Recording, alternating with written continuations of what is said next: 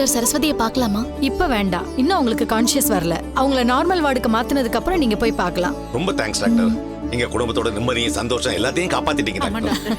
நீங்க டாக்டர் ராகினிக்கு தான் தேங்க்ஸ் சொல்லணும். கரெக்டான நேரத்துக்கு அவங்க வந்ததுனால தான் 2 பேரையும் காப்பாற்ற முடிஞ்சது. பாத்துக்கோங்க.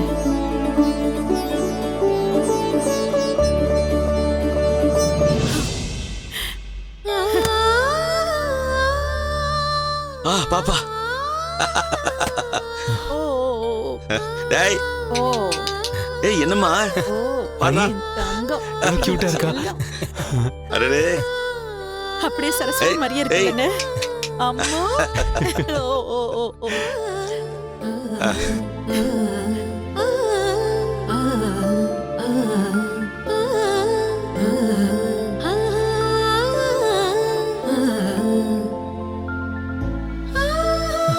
தங்கம்.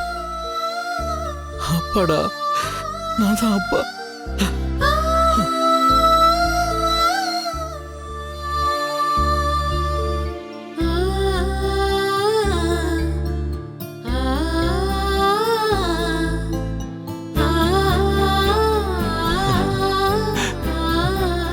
செல்லம், இன்குபேட்டர்ல வைக்கணும், கொடுங்க சார்.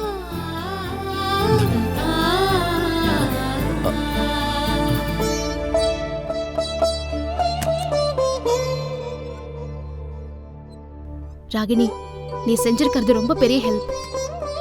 நீ எங்க இன்னும் பழைய கோவத்தெல்லாம் மனசுல வச்சிருப்பியன்னு நினைச்சோம்.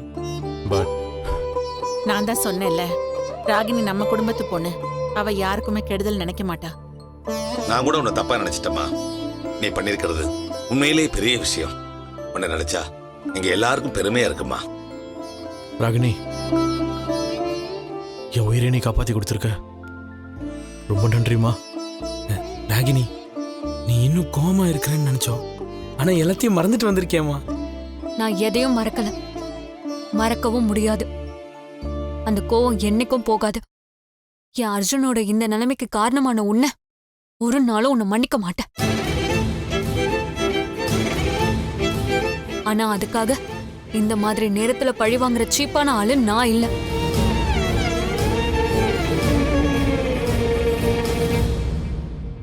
என் உடம்புலயும் கோதை அம்மாவோட ரத்தம் தான் ஓடுது. நான் கோதை அம்மா பொண்ணு.